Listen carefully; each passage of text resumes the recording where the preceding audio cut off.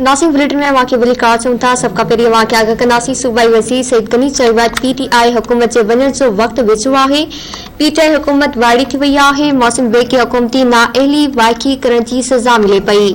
कराची में press conference कंदे सूबाई वज़ीर सईद गनी चयो त मौसम बेग खे सख़्त तशद्दुद जो निशानो बणाए वियो।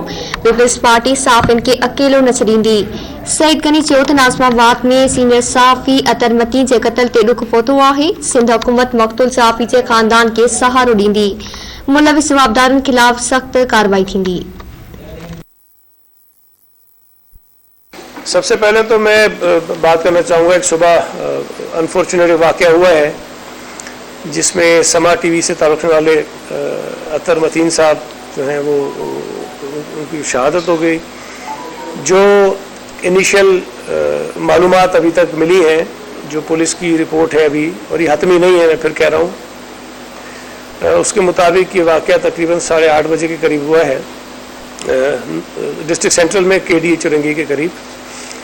वहाँ कोई 2 मोटरसाइकिल सवार किसी एक और मोटरसाइकिल वाले को लूट रहे थे, तो वहाँ कोई एक गाड़ी आई जिसने उन लूटने वालों को हिट किया और वो हिट करके चला गया। वो गाड़ी वाला वहाँ नहीं रुका और पीछे फिर ये जो है अतर मतीन साहब भी थे, और जब वो गिरे हैं डाकू तो ज़ाहिर है वो फिर घबराहट में उठे, उन्होंने फायर किया है। 3 बुलेट्स जो है वो अतर मतीन साहब को लगे हैं।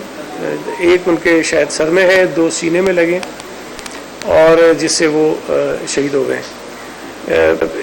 जो मोटरसाइकिल थी डाकुओं की वो वहाँ से मिली है और उसकी बुनियाद पर पुलिस ये कोशिश कर रही है कि जल्द से जल्द उन डाकुओं को जो कातिल हैं उनको गिरफ़्तार किया जाए और उसके बाद उनके ख़िलाफ़ जो कानून के मुताबिक है वो कार्रवाई की जाए। मैं सिंध हुकूमत की जानिब से जो लवाहिकीन हैं समा टीवी की, जो उनके साथी हैं, उनको यकीन दिलाना चाहता हूँ कि हुकूमत सिंध इसमें बिल्कुल किसी किस्म की कोई कोताही नहीं करेगी।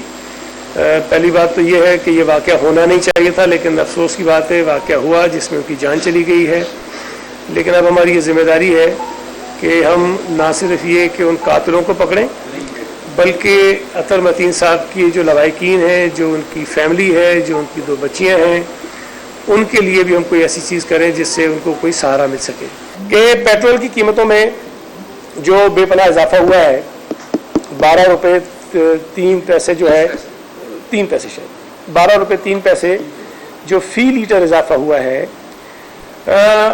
ये कीमत अब जो नई पेट्रोल की है वो तकरीबन 160 रुपये लीटर हो गई है, जो पाकिस्तान की हिस्ट्री में कभी इतना महंगा पेट्रोल नहीं हुआ। अच्छा, ये हुकूमत दावा करती है कि हमने तो बड़ा रिलीफ दिया हुआ, हमने बड़ा एहसान किया कि ये तो 200 का हो रहा था तो हमने 160 कर दिया, या पता नहीं 180 का हो रहा था तो हमने 160 का कर दिया, और हम कोई जीएसटी नहीं ले रहे। आपको ये भी पता है कि बड़े फ़ख्र से बताते हैं कि ये एफबीआर ने पिछले साल 6 महीने में इतना कलेक्शन किया था और इस साल 6 महीने के अंदर हमारा कलेक्शन इतना हो गया, तो इतने फीसद ज़्यादा हो गया। पिछले साल 7 महीनों में जो वफाकी हुकूमत ने पेट्रोल के ऊपर टैक्सेस की मद में पैसे कलेक्ट किए थे, इस साल 7 महीनों में जो इनका कलेक्शन है वो 72% ज़्यादा है। 287 अरब रुपए इन्होंने पेट्रोल के ऊपर टैक्सेस की मद में हमारे और आपकी जेबों से निकाला है, और ये पिछले साल के मुकाबले में 72% ज़्यादा है। ये कैसे कह सकते हैं कि हम लोगों को रिलीफ दे रहे हैं? इन्होंने IMF के कहने पर हर महीने 4 रुपए पेट्रोलियम डेवलपमेंट लीवी लगाने का उनसे कमिटमेंट की, जो ये लगा रहे, और उनके साथ ये कमिटमेंट ये IMF के साथ है कि ये 30 रुपए होगी कम से कम, 30 रुपए फी लीटर पेट्रोलियम डेवलपमेंट लीवी इनको लगानी है। ये कैसे कह सकते हैं कि हम लोगों को रिलीफ दे रहे हैं?